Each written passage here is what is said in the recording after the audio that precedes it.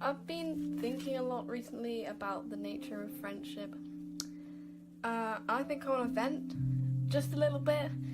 I haven't really written down what I'm going to write about for this video, so I'm literally just going to vent. I'm going to rant at you. I'm going to see how that goes. A lot of this is kind of connected to what I was saying in my last video about how aromantics never really take a moment to stop and think about what might be upsetting for us or what we might like. Case in point, I'm very much like the stereotypical aromantic idea of how aromantics act about friendships. Though my feelings about friendships are very romantic, or an aromantic I guess would see them as being almost parallel to romantic feelings. In that I get very intense squishes, I get very flustered around my squishes. The beginning of a friendship is very exciting to me, and I get quite anxious when I'm in that place where I don't know if I am friends with someone or not. And even then, the people who know I'm aromantic don't really take that into account. No one takes a moment to consider how the way they assume I feel, which happens to be right, no one kind of considers how that might affect what I want from them. And they just act exactly the same way as the people who don't know that I'm aromantic, which is that they seem to view friendship as something really different to what I do. Aromantics seem to throw the word friend around in a way that they would never do for other kinds of relationship that they see as more legitimate and less casual, like they do friendship. They see a friend as just the same way that I would see an acquaintance. I think a lot of the problem in my life with the friendships I have, a lot of the reason why I feel lonely and unfulfilled is because compared to everyone else, I have far too high expectations. And my only expectations really are that a friendship should be two people who make an effort to spend time with each other and get to know each other and would both trust each other with their problems and want to listen to each other. But apparently that's asking too much when the rest of the world just sees a friend as someone that you're happy to talk to when you're at school or at work or wherever it is that you are forced to spend time with each other. And that's really frustrating, and sometimes I think, do I just have to accept this? Do I just have to sit down and say, okay, so for the rest of my life the only relationships that I can have are going to be unfulfilling? Do I just have to accept that I'm only going to have acquaintances forever? But I can't accept that, really. I don't want to accept that. Sometimes I feel guilty because it takes me so long to consider someone my friend.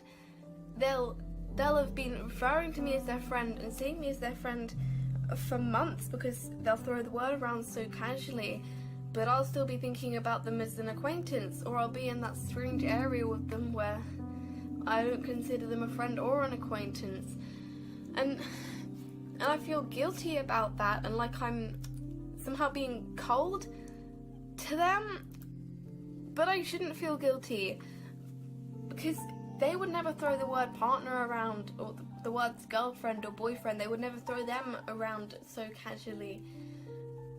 They would feel just as weird if I were casually calling them my boyfriend or my girlfriend or my partner. And it's literally just because I see one kind of relationship as just as legitimate as the other, and they don't. And I'm the one that feels guilty. There's something that happens to me a lot that I know must happen to other aromantics, where the aromantic, in this case me, is feeling like their friends don't love them, and their friends catch on to the fact that they're worried they don't care. And they comfort the aromantic and they say, hey, I love you, don't ever think that I don't love you. And that should be validating. That should be so comforting and so validating. But it's not. And it's not because the two people in this conversation are they're operating on two very different definitions of love. Because the English language falls short in comparison to a lot of other languages, and it has just the one word for love that is meant to cover all the different complex emotions that fall under that umbrella term of love, and it's supposed to capture all the different connotations that people have with all those different facets of one emotion, and it doesn't.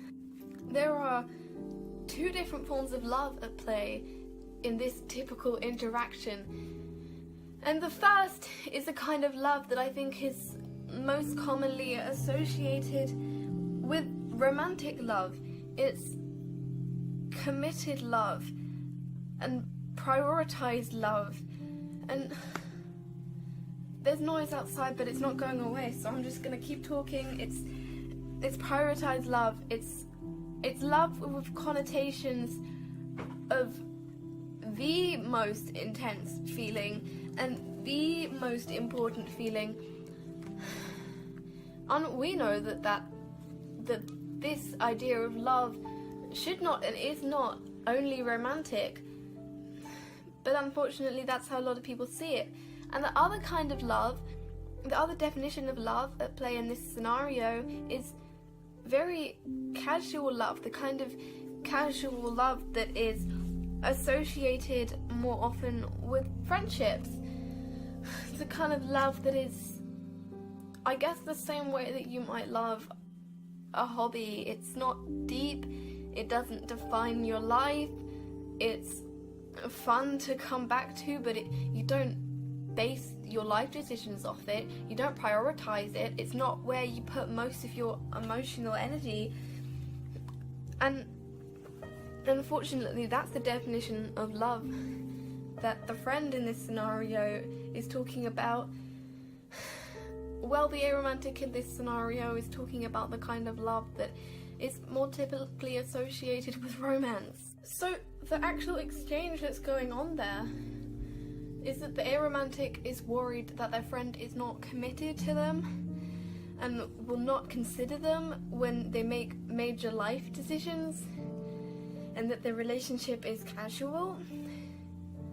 And then the comfort that the friend gives them is basically like, oh, it's okay, I like to hang out with you sometimes. And of course that's not comforting, that's not validating, that's condescending, and it feels dismissive. And the worst part is that this aromantic friend has no idea about this. They don't know, they don't see that that's wrong. They would never in a million years consider why that might be wrong. And I realise this sounds a lot like I've had a specific experience recently, or I'm venting about a specific person, but I'm not, and I think that's the problem. I also think that this disparity between how we see friendships and how most people see friendships is kind of one of the reasons that being aromantic gets harder the older you are. When I first realised that I was aro, it seemed freeing, and it seemed like a relief, kinda, to know who I was and what I was. But the further that it's gone on, the worse I feel about it, and a big part of that is that the aromantic view of friendships, I think, is the childish view of friendships. I think that's how most people see friendships before they start experiencing romantic love, and then obviously they experience romantic love, and that's 10 times better and becomes the priority in their life. And then obviously the older you get, the more serious your friends' relationships get. It didn't feel like my friends prioritized romantic relationships until they started obviously having romantic relationships and having serious long-term romantic relationships. And I just feel like it's gonna get worse. Again, this is part of why I don't really have any hope for the future. Part of why I can't look to 10 years in the future and really see anything for myself, because I don't... All I can think is that my friends are gonna move in with their partners and marry their partners and move away with their partners, and the pain that I experience now is only gonna get worse, and that's a horrible way to feel. And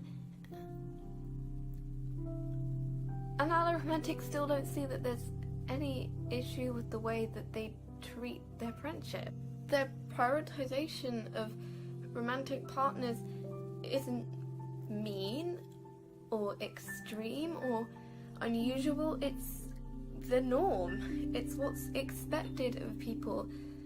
And I think that's why we feel so guilty about expecting relationships that are emotionally fulfilling to us. And I don't mean to alienate anyone here who's aromantic and doesn't have this like intense platonic love that I experience. Not everyone does. Your worth isn't based on it just as much as your worth isn't based off romantic relationships. This is very much about how I'm feeling and about how aromantics in a similar situation to me feel, and I think for all aromantics, even if platonic relationships, if they don't experience them like I do, as a community, I think we have a very different understanding of how relationships work. And I think, and this is a bit more relevant to what I was saying at the beginning, about how aromantics don't really consider what might be upsetting to us, but I think that's very reflective of how our issues are not seen as on the same level as, or as important as, the issues of other members of the LGBT community. If you take, say, someone who considers himself a gay ally, is actively a gay ally, they might not always get things 100% right, but they will at the very least try not to say something horribly offensive to a gay person. And allyship for us, people who consider themselves our allies do not try, never try. I think out of almost all of the different groups in the queer community, possibly all of them, I think we are used as a token identity more often than not. You have the people who consider themselves allies to us aren't actually willing to try and change their behaviours or try and avoid saying upsetting things to us. And so you have people who are friends with aromantics and, you know, understand that aromantics struggle, but will still gush about their relationships without asking their aromantic friend if that's alright or not. They'll still ditch their aromantic friend for their partner, you know. They'll still make jokes in front of their aromantic friend about how, oh, if I can't find anyone to marry in 30 years, then maybe I'll marry you. And we're really just not considered important. Our relationships are not considered important. Our struggles are not considered important. Romance repulsion is not considered important. I talked about this a little bit in the last video. Again, it really is the root of a lot of aromantic issues, that our issues are not taken seriously. So sorry for that tangent, but I feel like it was relevant. I also wonder sometimes if people want to be allies to aromantics, and they do actually consider it, but then they realise what it would entail and just kind of go, no, because they don't really gain anything from considering what might upset us, other than, you know, not upsetting us. But when that's up against gushing about the most important relationship in their life and having their soulmate and all that shit that they love so much, I almost wonder if they consider that and realise that it's better for them not to be allies to us. This is why I scripted the other videos. Anyway, the latest thing that I want to talk about just a little bit is how hard I've realised lately that it is to form friendships in the first place as an aromantic. This might not be universal, but I feel like there's always been a sense for me that there are certain people that I just can't relate to, and it feels like the older I get, the more people are included in that, and I think that has a lot to do, again, with what I was saying earlier about romantic relationships becoming more important to more people the more they age. And amatonormativity, which is probably not pronounced like that with our community, it's mainly online. None of us know how anything's pronounced. So amatonormativity doesn't just mean that we can't relate to the friends that we have, it means that we cannot find friends in the first place, because it's really hard to find people that you can relate to at all. It's that feeling of that a lot of us have of not being human, or of being just somehow inherently different, which we literally are somehow inherently different, and that has this huge toll on personal relationships.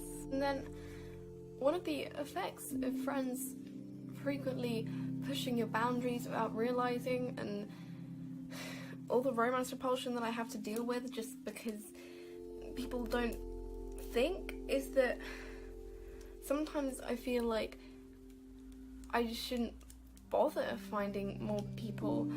I feel like there's no point in me having friends when I'm at my lowest, and it's often because of things that are related to my friends, or at least worries that I have that are related somehow to my friends. I feel like just isolating myself is the best way forward, because not loving people will result in not having to deal with the pain that I now feel will inherently come because of that.